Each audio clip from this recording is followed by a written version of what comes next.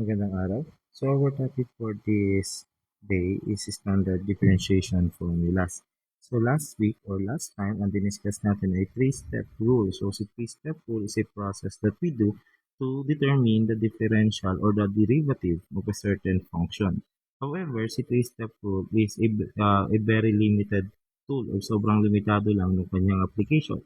Okay? So kung simple pa yung isang expression or isang algebraic function, okay, madaling gamitin si three-step rule. Pero pag naging komplikado na or complex na yung isang algebraic function, hindi na kadalasan magandang gamitin si three-step rule. That is why there are some derived formulas na ginagamit to differentiate some functions.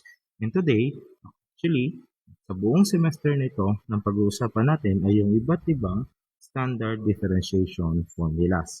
So, our target for this discussion is number one. At the end of this, you will be able to state the standard differentiation formulas. Number two is solve the derivative of algebraic functions. So, we only have two targets for this discussion and hopefully, ma-meet natin yung mga targets nito at the end of our meeting. Okay, so ano ba si differentiation?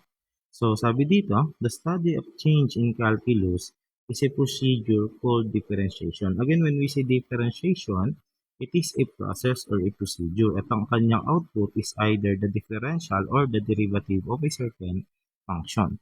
So, yung term na d over dx is an operator or a general symbol for change. Again, this is an operator. Ibig sabihin, operation siya. So, when we apply this symbol, d over dx, ang ibig sabihin niyan is we are trying to differentiate a certain function with respect to x. Kaya x ito. Okay? Alright. So, for this discussion, ang pag-uusapan muna natin ay yung unang anim na standard differentiation formulas.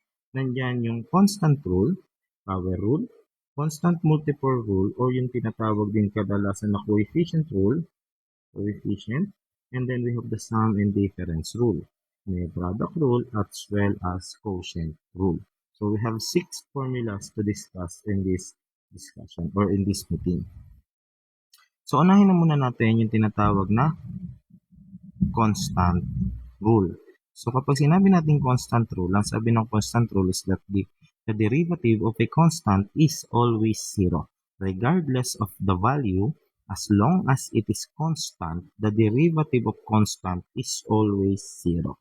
Pwede rin natin siya isulat na ganito, d over dx ng certain constant is always zero. Pwede rin ganyan ha, pareho lang yan. Now, we have set of problems here, but ipakita lang muna natin kung ano ba yung sinasabi ng constant rule. So for number 1, we have to evaluate the first derivative or the derivative of 8 with respect to 8. With respect to x rather. So sabi ng constant rule, ang kahit anong derivative ng constant is always 0. Okay? So kahit yan pa man ay negative, so this is 0. Ang derivative ng 1/5 is also 0 kasi siya ay constant. Take note, magkaiba si constant kay coefficient ha. Pag sinabing constant, wala siyang kasamang variable. Pag coefficient, may kasamang variable. So even the derivative of a negative number is 0, and even square root of 3 is also 0 as long as they are constant. So kapag sa quiz ninyo, nakakita kayo nito, so perfect yan. Perfect, 0 pa rin yan. Okay? So that is the constant rule. Now, puntahan natin yung power rule. Isa si power rule sa pinaka gamitin, useful na rule or formula pagdating sa differential calculus. Kumbaga itong formula na ito, gagamitin nyo po ito hanggang sa dulo ng engineering. So kaya kailangan dala-dala nyo ito. So ang sabi ni power rule ay the derivative of a variable along with an exponent or power brings down the exponent as a new constant attached to the variable and deducts 1 from the original exponent. So kapag daw kumukuha tayo ng derivative of x raised to n, that is equal to yung x raised to n natin, bababa po yung n dito, tapos babawasan mo daw ng isa. Kaya ito yung ating output. Now, let's try that to some problems. Let's start with problem number 1. Ayun. Let me just change the color of my pen. So for number 1, we have the derivative of x with respect to x. Yan yung problem natin. So kung i-apply natin yung power rule, we have to remember that that x is actually x raised to 1, di ba? So kasabi ng power rule, ibababa daw natin yung exponent or yung power dito. Okay? We copy the variable and then we subtract 1 to the original exponent. Okay? So the answer is 1, x raised to 0, or yung x raised to 0 is just 1. So the simplest answer is just 1. So lagi niyong tatandaan that the derivative of x with respect to x is always 1. O para lang yan ganito, yung dx over dx, di ba ganyan lang yan? Nag-cancel, kaya siya naging 1. So that is the simplest analogy for that. Okay, let's proceed with number 2. We need to determine naman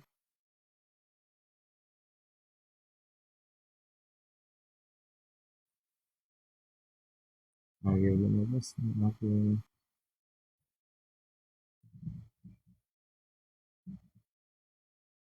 eraser. Alright, so we have the derivative of x raised to 5. So, according to the power rule, ibababa lang natin yung original power natin. So, ibababa natin si 5. Tapos yung x, mababawasan siya ng isang exponent. So, the answer is 5x raised to 4. So, ganun lang po. Kasimple yung sinasabi ni power rule. Let's proceed with number 3.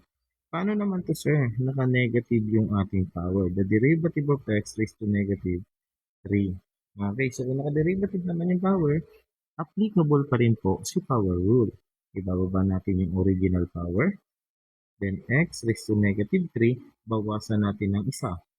So we have negative 3.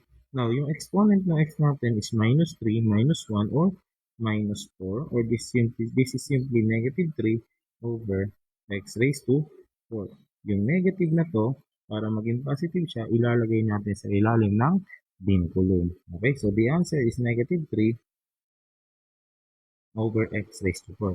Tandaan nyo po, pag mayroon kayong makitang problem na 1 over, let's say, x raised to n, any power. So, kailangan isulat nyo po yan as x raised to negative n. Okay? Para po ma-apply natin si power rule. Kasi kung naka-quotient na ganito, mas komplikado pa yung kailangan natin gawin. Pero kung ini-negative lang natin, pwede na pong i-apply si power rule. For example, meron pang problem na, let me just clear this one. Erase all. Let's say meron tayong problem. Derivative with respect to x ng 1 over x raised to 6. So ito, kailangan muna natin i-rewrite as standard power. So x raised to negative 6. Tsaka natin i-apply yung power rule. Baba natin si power, negative 6. Then x raised to negative 6, bawasan natin ng isa pa. So we have here negative 6. Since parehong negative, magsasama sila. So negative 7. And naka-negative. So babalik ulit siya sa ilalim. So we have negative 6 over x raised to 7. So this is our answer. So ganun lamang. Ibig sabihin, kahit pala negative yung power or kahit naka-inverse yung isang function, kaya natin isolve yung kanyang derivative using the power rule. Take note, si power rule, ang magiging applicable lang ito kung sa mga isang term na ganito, no? Okay? Kung multiple terms, gagamit pa tayo ng another rule. Let's try to solve number 4. We have to determine the derivative of x raised to 3 halves. Again, when we apply power rule, bababa natin yung original power or exponent. We have 3 over 2. Then x raised to 3 halves minus 1. So, ang gagawin natin ngayon, para mapag-add natin yung ating exponent or yung power na to na naka-fraction, kailangan maging common yung denominator, which is, ang common denominator ay 2. So, para maging 1 din ito, kailangan 2 over 2. Kung ano idadagdag o imumultiply natin sa baba, yun din yung imumultiply natin sa itaas. So, kung minultiply ko yung 1 over 1, diba 1 over 1 yan, kaya kung imumultiply ko yung denominator sa 2, dapat pati yung numerator, kaya naging 2 over 2. Okay? So, the answer is 3 halves. Then, we have x raised to, pag nagsusubtract tayo ng fraction, since common na yung denominator, Ang kailangan na lang natin pagsubtrakin ay yung ating numerator. So we have x raised to 1 half. Or the answer is 3 halves. And kapag may ganito tayong power na fraction, magiging radical ito. So we have 3 halves square root of x. And this is our answer for this problem. Alright, so clear ko lang ulit. Erase all. Then we have problem number 5. We have the derivative with respect to x ng x raised to negative 1 half. So, fraction na naman. Again, kahit fraction pa yan at kahit negative man yan, applicable pa rin ang ating power rule. So, ang gagawin lamang po natin ay ibaba yung ating original power, which is negative 1 half. Kasama po yung negative. And then, yung ating original power or exponent ay babawasan natin ng isa. So, we have negative 1 half multiplied by x raised to negative 1 half. Again, para maging 2 din yung kanyang denominator, kailangan pareho nating i-multiply sa 2. So, the answer is negative 1 half. So, minus minus x raised to negative 3 halves. Okay? So, the answer is negative 1 half cube root or square root rather. Square root dapat yun. Ay, isulat muna natin into positive pala. Okay? So, ito, magiging multiplication po ito, no? Magiging multiply ito. 1 over x raised to 3 halves. Or the answer is negative 1 over 3x raised to 3 halves. Or simply, negative 1 over 3 square root of x cubed. This is our answer to this problem. Okay?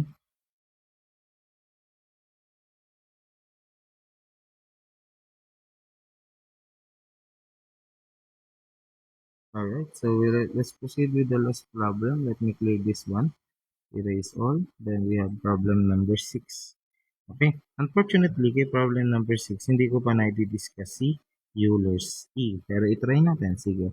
Actually, yung Euler's E, yung Euler's number na to, is a value sa calculator nyo, which is roughly around 2.614. Okay? So, yan ay kagaya ng pi. Constant din yan. Okay? So, we have E, x raised to E. Now, since E is constant, ibababa natin si E. Then, we have x, E minus 1. So, the answer is E, x, E minus 1. Yan na po yung sagot nun. Okay? Then, let's proceed to the constant multiple rule.